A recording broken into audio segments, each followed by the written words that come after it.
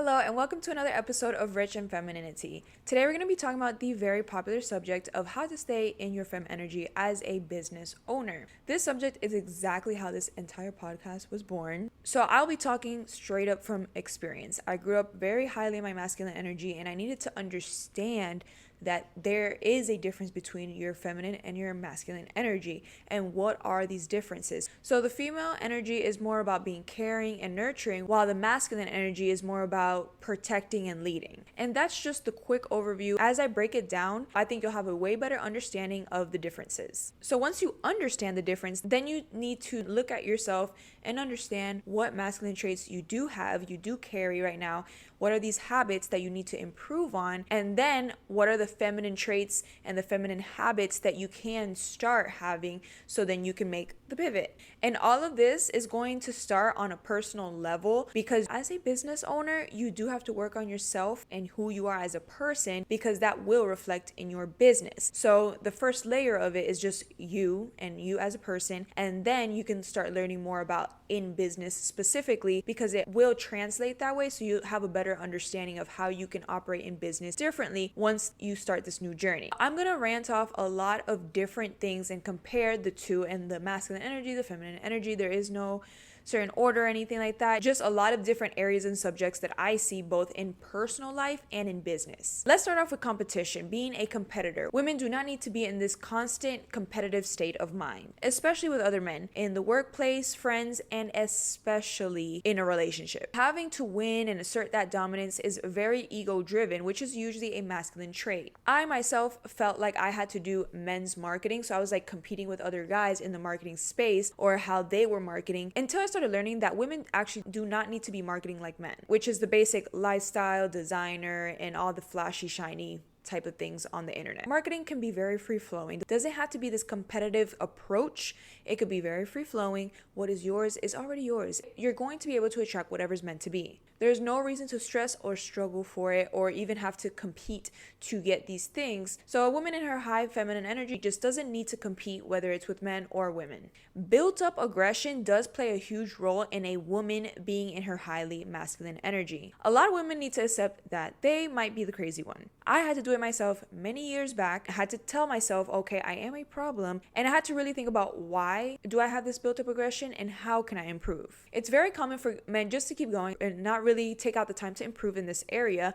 But if you're a woman that wants to be in her high feminine energy, you have to focus on this and improving in this area so you can flourish in your high feminine energy. Women, you need to stop being extremely independent. Be okay being the damsel in distress. Life gets much easier when you actually start letting people help you, even with the smallest things. For example, if there's a box in front of you and you see a man around, be okay asking him for help, even if you can carry that box. And especially if he's the one that's asking without you even telling him, then accept that offer and let him take it for you instead of saying, no, I have it. And I know this will be a tough one, especially for so many women that have been so independent for such a long time. Like myself, it was very weird to start allowing people to help me. But I also learned that being independent and continuing to stay like that will only keep you independent. Women do not belong in the hustle culture. It is very masculine to put work and money above everything. You're skipping out on meaningful events, self-care, time with family, traveling, just doing things that you actually want to be doing. I know a handful of successful men who do not travel because they feel like they don't have the time to. They are so money driven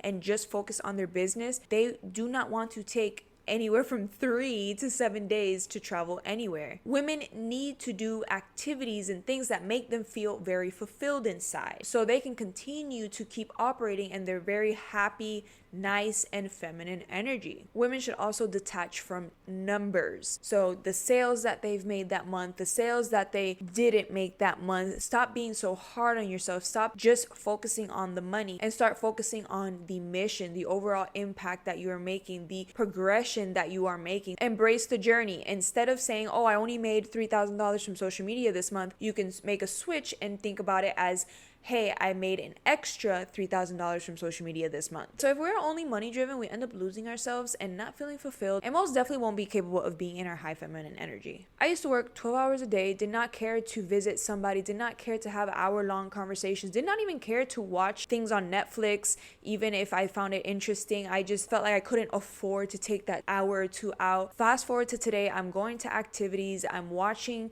these documentaries, I'm watching the whole season of them in one day sometimes.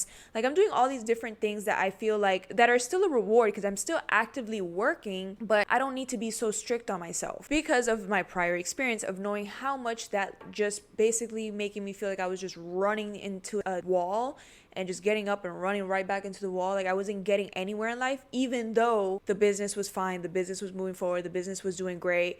I just felt like I was just in a jail in some way. And I feel it's because I did trap myself. And that is what most men do. They only focus on their business and nothing else matters. The way a woman speaks can scream masculine energy. What you say and how you say it holds so much power. And it feels like it's only gotten worse and worse to see on social media. Aside from the independent talk, there's a lot of belittling. So for example, if someone tells you something that you already know and you respond with, "Are you dumb or are you stupid?" That is very disrespectful, first of all, and it's not feminine. That's not a feminine thing to say. What you can say instead is, "Oh, I've been through that before. This is what I did." It is that simple. Cursing up a storm is also a bad habit that needs to be broken. You need to know your triggers if you want to embody more of the feminine energy or just become a better person all around. Triggers may be a person, a subject, an environment. You have to think about what is it that makes you jump right back into that masculine energy. And I will say a lot of the time it is other people, whether it is friends, family, coworker, whatever it is. This next one's a big one. So you need to cut out drinking to fully embody the feminine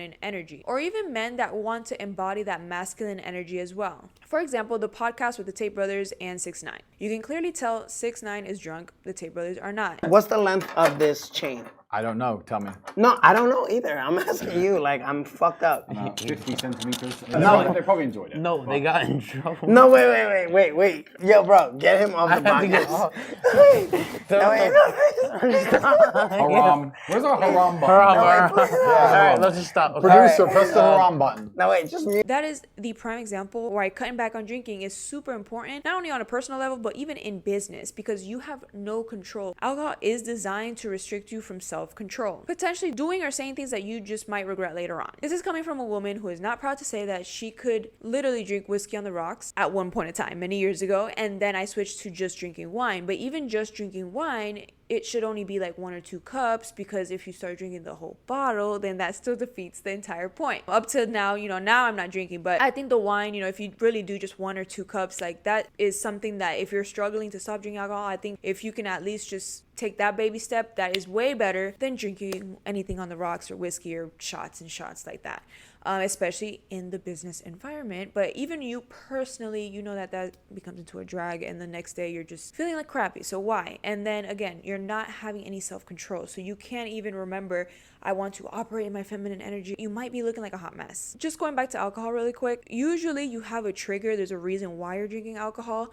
So you might want to explore what makes you want to keep drinking. There's always a reason. And I actually came across a coach that, this is not even sponsored or anything like that, but I do like his movement, and what he teaches is, I think his name is How to Stop Drinking Coach or something like that. Stop Drinking Coach. Give him a follow, I guess, and help yourself. So this next subject is something that a lot of my one-on-one clients had no idea about, did not think about. So on the note of talking about triggers and being emotional and having more self-control, we need to understand our menstrual cycles as women. You need to understand how to work with your menstrual cycle as a female business owner. It is very crucial for you to understand. During menstruation, you are going to have no energy. This period of time, you should just be planning and just doing a lot of self-care. The next phase is the follicular phase. During this period of time, you got your energy back. You can start strategizing. You're going to be super creative. You can start networking more and just getting all the things and being in just full creative mode. During ovulation, that's when you should plan on doing any launches or promo cycles or start sellings or selling periods, whatever it is, but that is the perfect period of time for that. Then during the last phase, that is when the energy starts dropping again. During this time, you're going to do a lot of analyzing, organizing, and upkeeping, and then you're going to do it all over again. So again, I've had to teach this to a lot of my one-on-one clients because they'll get to a period of time that they're second guessing themselves. They might even want to give up. They're just like, I don't know, I'm flustered, I'm stressed, I'm this, and I'm just like, okay, relax. It's like, are you on your period or about to get it? And every single time they say yes. And once I start explaining this and I say, hey, every single month you're probably going to get stressed and want to quit. Like, it's just like clockwork. It's because your period and your menstrual cycle is like clockwork. It's never gonna not be that same rhythm. That's exactly how it goes every single, 28-day cycle. So we've talked a lot about inner work to embody that feminine energy. Therefore, then you can start remaining in your fem energy. Then you could be more present in your business, more in the fem energy. But we haven't touched on any physical appearances, which, to be honest, that is a separate video in itself, because I could go way more in depth about how to improve certain areas if needed, if you need help in skincare, hair, this, that, XYZ, right? But let's just talk about the importance of appearance and why it does correlate with staying and embodying your feminine energy. Caring about your appearance is just a form of self-respect. So it has nothing to do with feminine energy, masculine energy.